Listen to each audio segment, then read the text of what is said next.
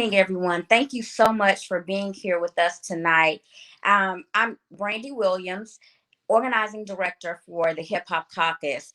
I am super excited to be here tonight to have a conversation about a ruling that came down this week in North Carolina that will allow more than 50,000 returning citizens to be able to register and vote in upcoming elections. So tonight with me to have this discussion, we have Reverend Dr. T. Anthony Spearman of the NAACP, Daryl Atkinson of Forward Justice, and Daquan Peters, who is a returning citizen living here in North Carolina. And by the way, I'm checking in from Charlotte, North Carolina. So thank you all for jumping on this live with us so quickly. When I saw the news come across early Monday morning, it said that the ruling was expected that day. Within a couple of hours, I saw the breaking news that we had hit that victory. So I guess I'll start with you, Reverend Spearman. Tell us a little bit about how we got here, where we started and how we got to this place that we are now able to say that those on probation, parole, and post-supervised release in North Carolina can actually register and vote. Well, thank you so much, Brandy. I really appreciate being on with you all this afternoon.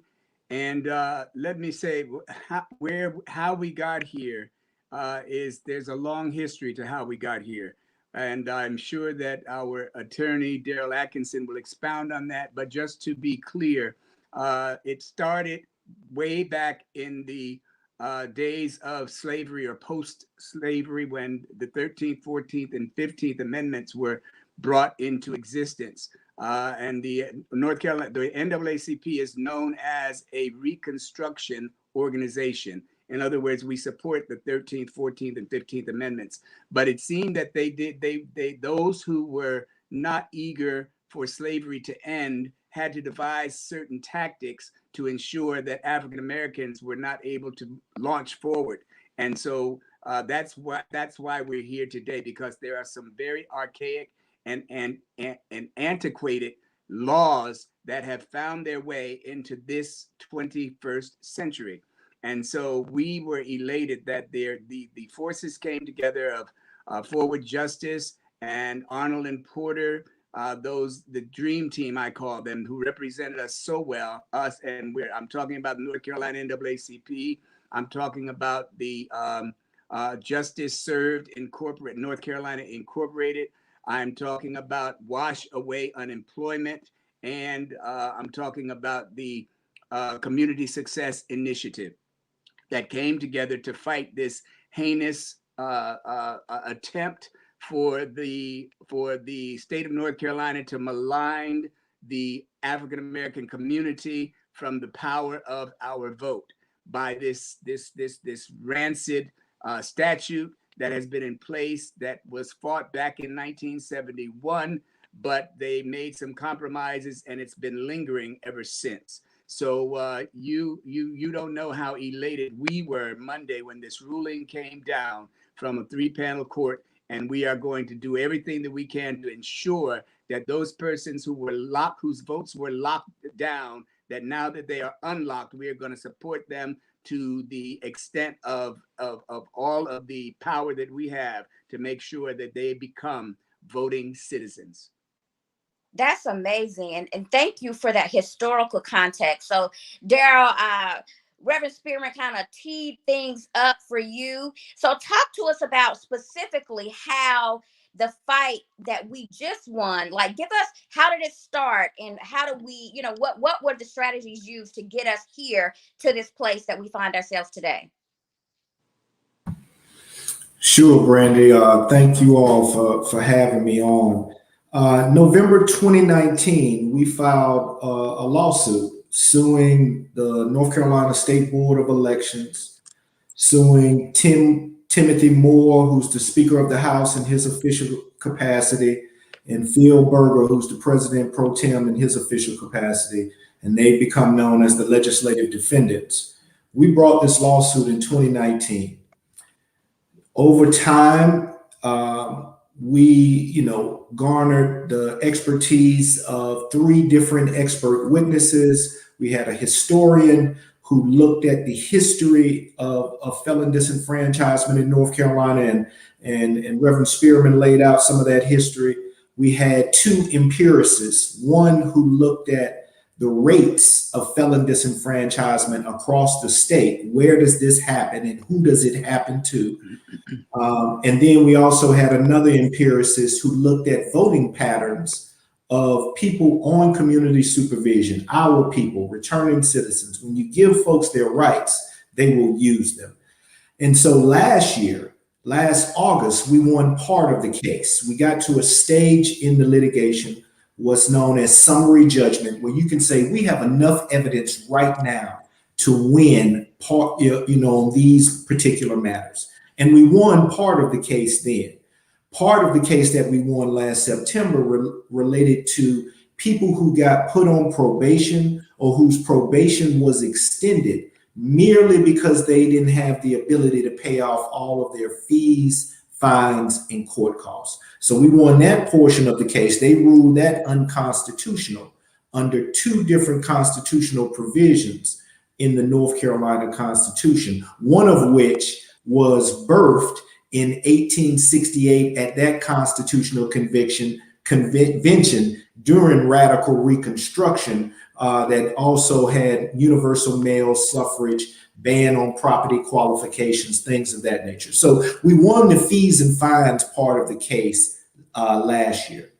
The judges said, well, you have to go to trial on our race discrimination claims and our free election claims. And so we went to trial during the week of August 6th, had a week-long trial, present powerful historical evidence that, Reverend Spearman highlighted, that felon disenfranchisement in the state of North Carolina did not exist until 1877 in the Constitution.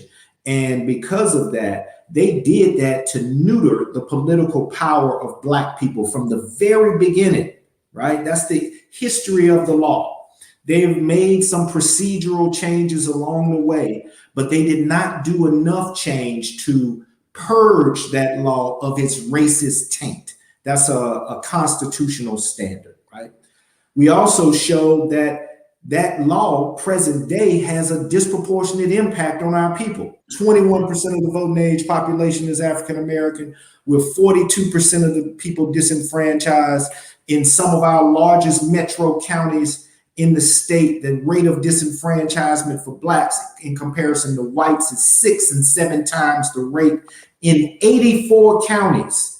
And we can only measure the data because some counties where the populations were so small that they weren't fit for measurement. But in 84 counties, the disenfranchisement rate for Blacks is higher than it is for whites. Lastly, we showed that people will vote.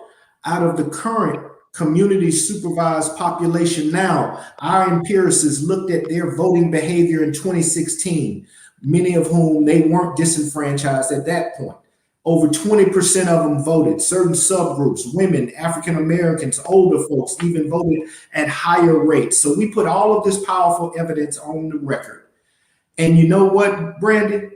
The government couldn't put forth not one witness, not one document to justify why they have this law that discriminates against thousands of Black people every year. They didn't put any evidence to justify this putrid law and why it's historically has disenfranchised Black people and why it still does today. And so we feel that the judges were moved, and they moved with swiftness. Rev will say it was a move of God, and I'm with him on that, because he touched their hearts and they moved swiftly to give our folks their rights back. That's amazing. And so, Daquan, tell me how you got involved with this effort. Well, as an organizer for Forward Justice and the Second Chance Alliance, I'm formally incarcerated, as you said earlier. I got involved because I wanted our people to understand that we have a voice. We have a voice, and our voice must be heard. And we must do whatever necessary to make our voice heard here in the state of North Carolina, which we have a bunch of conservative people in the legislative system that create laws, Jim Crow laws, new Jim Crow laws, to suppress our voice and our vote. And because of this, it was imperative that I stand up with the brothers like Darrell and the rest of our team who stands up and organize around unlocking our vote. And because I'm currently on federal probation right now, and I couldn't participate in the elections. I couldn't participate in anything that will be for anyone who stands for second chances and just wanted to be a part of a democracy that says, hey, we have a voice. That's how I got involved, not only because of that, but because of the laws that are created that continue to incarcerate us at the rate that they're doing. I wanted to be able to dismantle that. And I know by dismantling that, it has to be done by my voice, and my voice is my vote. Oh, that's awesome. So have you registered to vote yet? Yes, I did. Oh, Yes, I did. I actually have my registration form where I filled it out, and it's right here. I listen. have I have other registration forms from formerly people that are incarcerated, that's on probation. I have these forms right here, and I'm ready to turn them in. So I That's was right. going to do it today, but I didn't want to miss this.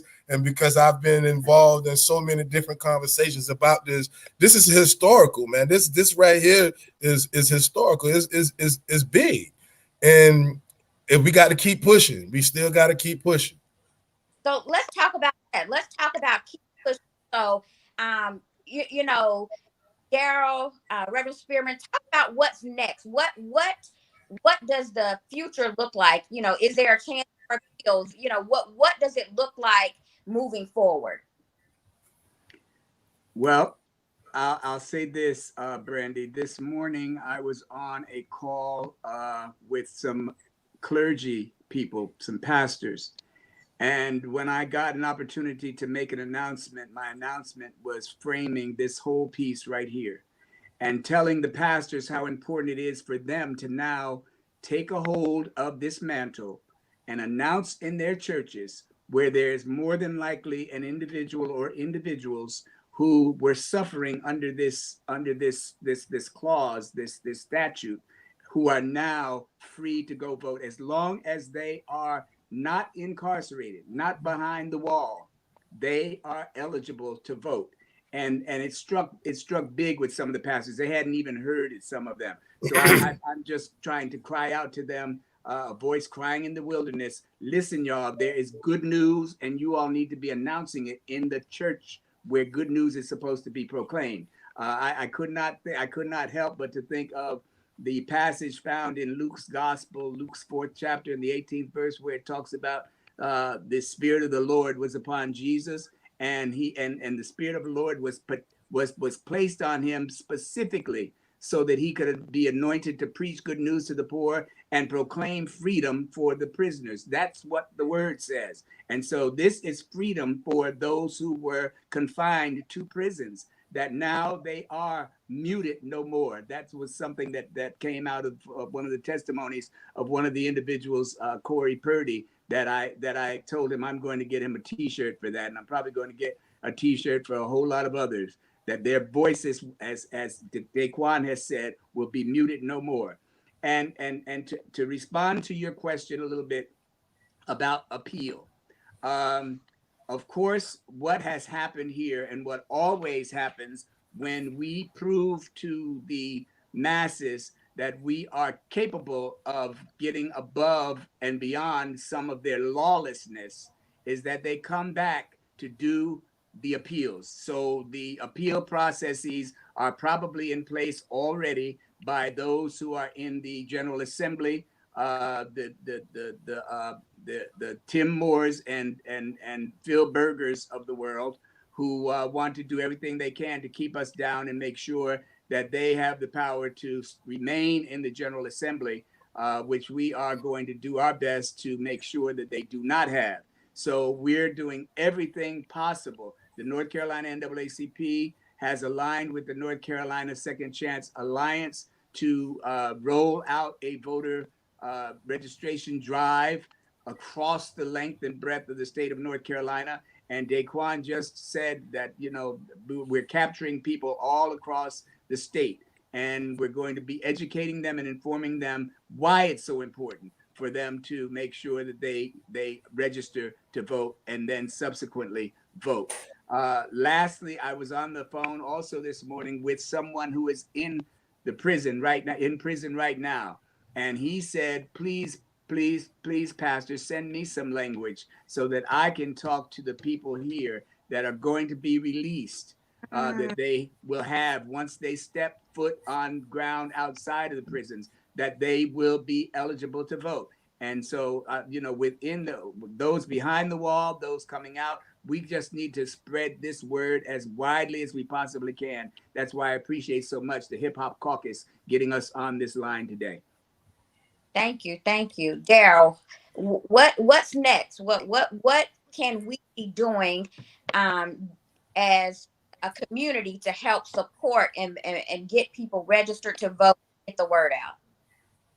I mean, you know, to quote one of my hip hop favorites, you know, Outkast, you want to change the world, start on your corner, right? So start in your network. Let everyone in your network who could potentially be impacted by this court ruling, let them know what, as Reverend Spearman said, what the good news is, right?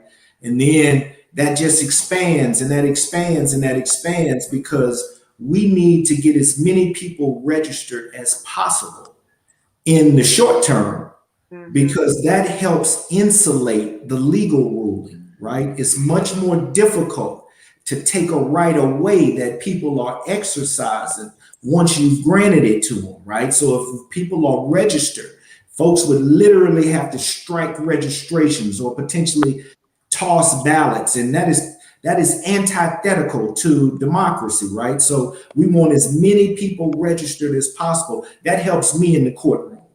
You know, Reverend Spearman, you know, mentioned the appeals process, and I want to be clear, because I want to be clear to my people, because I know that some of the shenanigans, if you will, of the legislative defendants in what they've been putting out in the media is to create confusion, to once again chill our people from participating. Folks are eligible to register right now. We don't have to wait until this appeals process is settled. They can go register right now. That ruling has the force of law right now. There was some stuff in the media that had some folks confused, like, oh, it isn't final yet, this, that, and the other. No. Judge Bell announced that Monday morning that this goes into effect immediately. So we need our people to go register and continue to participate. Also, around this mass registration and voter drives, stay up to date on the Second Chance Alliance Facebook page, the website, for opportunities to volunteer, as well as Forward Justice's Facebook page and website, because there are going to be opportunities that we're going to be putting out to volunteer, where you can phone bank, where you can text blast. We're going to beat the block. We're going to call people, text folks. We're going to be on the radio. Every medium of communication we're going to use to get in contact with our people so we can get them registered to vote. Awesome. That's amazing. And I think you guys hit on several things that I feel like is really important. One being that this law went into effect and immediately you can go register, which is why I asked Daquan, have you registered to vote? You know, that's like immediate. As soon as I heard about it, I put it on Facebook. I shared it with one of my good friends who works for the Greenlight Fund, and she is doing some work with CEO. So, if you are familiar with CEO, you know, they do a lot of work with returning citizens and making sure that they can get jobs. So we're doing our part to make sure everybody knows. And I'm going to make this commitment right now in front of everybody that whatever you need and support here in North Carolina with that voter registration drive, please reach out to us. We will be there lock and step with you in that. So before we're gonna take you up on that, Brandy. Put y'all to work. if I wasn't ready to execute and show up. So I'm a woman in my word, and we're gonna do that. So whatever we can do, we're gonna be there 100%. And so before we end, I want to give each one of you an opportunity to give some last parting words, anything that you would like to share that we have not discussed. I would say this here, to those, because we have you have to understand that those of us who has been entangled in the criminal legal system, and I say criminal legal system because there's no justice in it until we enforce that code of justice with strong brothers like Mr. Atkinson and our culture warriors. Don't feel hopeless no more. We have to educate them on what the Tim Moores and them are doing, and to understand what an elected official is. Now we on probation, on federal probation, on state probation, have the power to vote for the next district attorney or the next judge or the next clerk of courts or the next county commissioner, the people that's utilizing their power to allow people to come in our community and gentrify it. We have the power right now to vote for the people and to educate those who don't know what it's like to be impacted by the current or the former system that was in place, and that's always been in place. We, as Darren said, has to get out on the corners. The same way you beat the block to get money, you have to start beating the block now to educate our people that we have the power to create new laws and eradicate the ones that are in place now. So I would encourage people to get with such organizations as the Second Chance Alliance, become members of the Second Chance Alliance. This is the call to action because we have a broad base of resources that would allow us to get the word and the message and the educational material to the people that need it the most. Because a lot of times we get into the mindset of, oh man, them people ain't gonna do nothing, they ain't gonna change nothing. They're going to continue to do what they want to do anyway. No longer can they continue to do what they want to do. And I think Forward Justice has just proven that. I think now we have reversed the roles of fear. The same way the slave masters were scared to free us because they feared we was going to reverse the roles back then. Now we're reversing the roles in a legal aspect to show them that you can no longer continue to do what you're doing and get away with it because we're not educated and intelligent enough to realize that we have the ability and the power to fight back and make that necessary change. So this is that's the pivotal point. That's the most important point, is to continue to educate, and not just educate, but encourage as well. Because a lot of these DAs that's tearing our community up, that's been doing it and thinking that they can continue to do it. Now you have, like in New Hanover County, we have like 8,000 people that are now eligible to register to vote. You understand what I'm saying? So that can that alone, if we can get 2,000 of them people, that alone changed the dynamics of an election. And that's the purpose of them having that fear. So now they're revealing themselves on why they don't want us to be able to vote. They're revealing themselves when they talk about an appeal process, because you don't want us to be a part of a democracy, but yet you could tax me when I go to work every day. Now I can make a decision on the superintendent of schools where my grandchildren and my children are going in and making decisions about my child. Now I can make a decision. Now I can vote for a county commissioner that lives in a rich neighborhood and think they can make decisions about what goes on in my neighborhood. This is the power of that ruling. This is this is the stage of North Carolina that we're in right now. This is historical, man. You know what? I'm about to do this. Drop the mic. you just closed us out real good.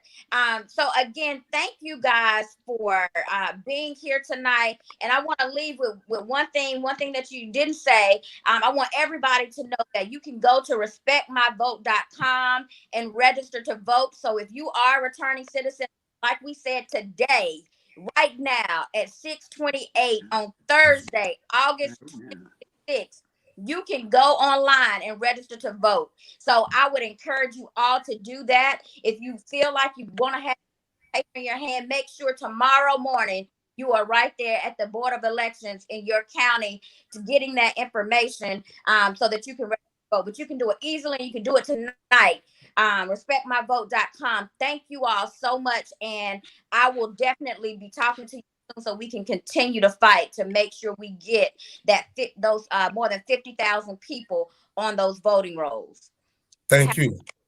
Thank you, Brandy. Thank you, Hip Hop Caucus. Thank you for having me, Brandon. Yes, ma'am. Peace and blessings to everyone.